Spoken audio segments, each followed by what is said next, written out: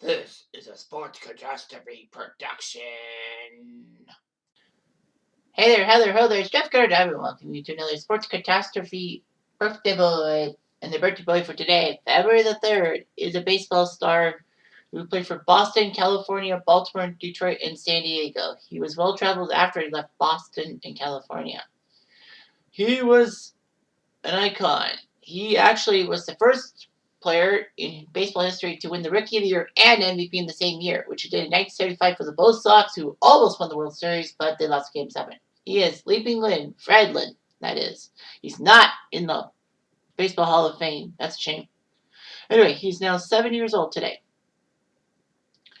Fred Lynn played for USC in college and won 3 College World Series. He was actually picked in the second round of the 73 MLB draft, 41st overall, so Boston knew what they were doing. He was in the minor league system, and then he appeared for 15 games in the 74 season. Not doing that badly.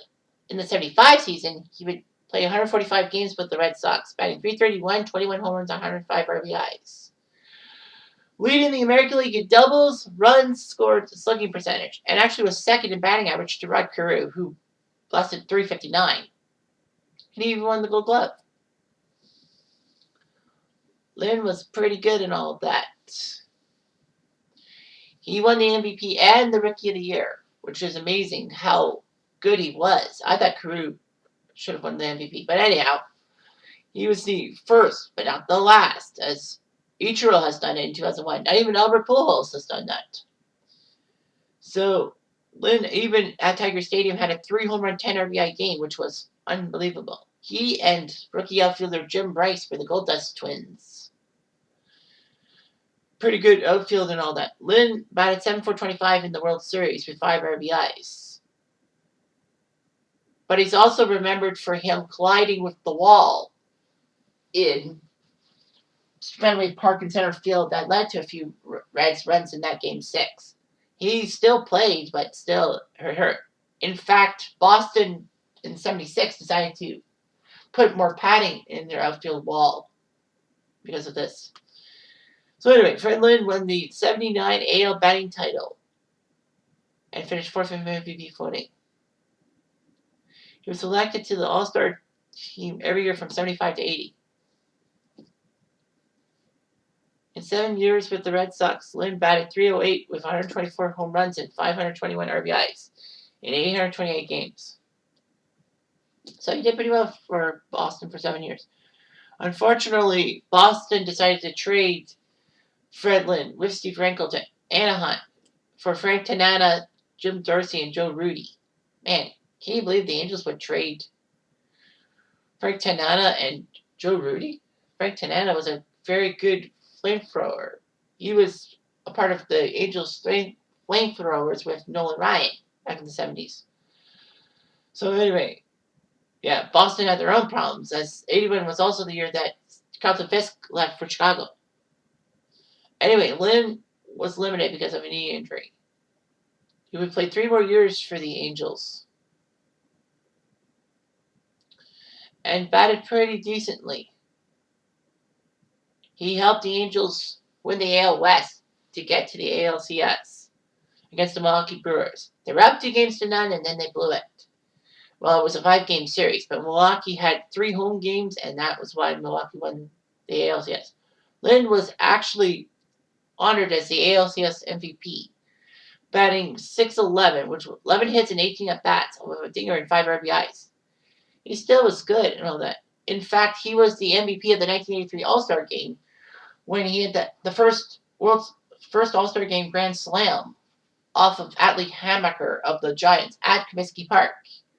And it was amazing in that 13-3 win for the American League. Lynn would bat .271 in his Angels career, his 4 years with the Angels. Lynn decided to sign with Baltimore because they gave him a 5-year, $6.8 million contract. In fact, his signing along that of Lee Lacy and Don Assay actually cost Baltimore 3 of its top 5 picks in the 85 MLB draft because of the rule that if you sign a free agent and all that, then you got to give up a draft pick. Lynn's time in Baltimore was most noted for his complaints about the Orioles caps, in which called the hat with the funny little duck on it. Lynn played for Baltimore from 1985 through to August 1988, appearing 434 games for them. Yes, he was part of the 88 Orioles team that was 0-21 to start the season. Anyway, Detroit, Baltimore on the final day that you could trade players and all that. Traded Lynn to Detroit. Baltimore traded Fred Lynn to Detroit for Chris Hoyles and a couple of nobodies, but that was a good trade because Hoyles became a decent catcher for Baltimore.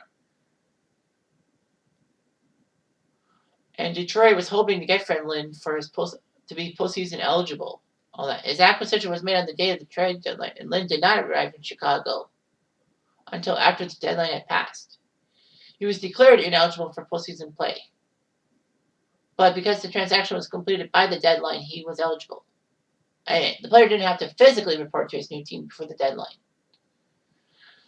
Well, Detroit tried, but they lost out in the AL East to Boston by 1 game.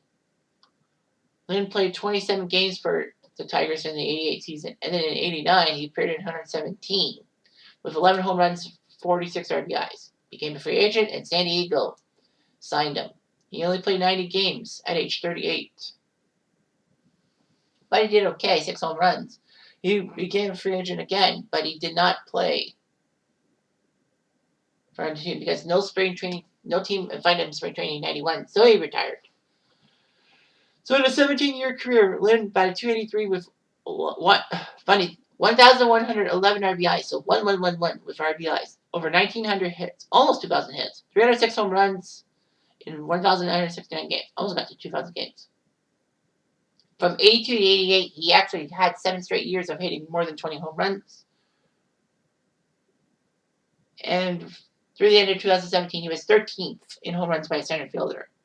Lynn did okay in the postseason, batting .407 with 2 homers for 13 RBIs, 9-time All-Star, and the first and only Grand Slam in All-Star game history in 1983. Funny thing is, his 4 All-Star game home runs are second to Stan Musill's 6.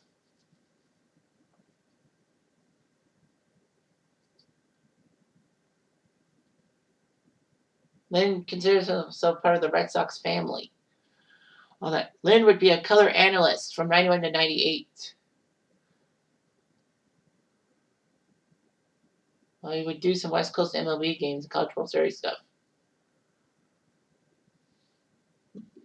Lynn resides in Carlsbad, California, with his wife and 2 children. So that's not a bad career. I mean, he could have been a really big superstar after his year of getting the AL MVP and Rookie of the Year, but he was still decent, and I think Boston fans loved him for it. But we're upset when he left California. But they traded him to California. Lynn didn't leave on his own accord. Anyway, I'm jumped on, but I do.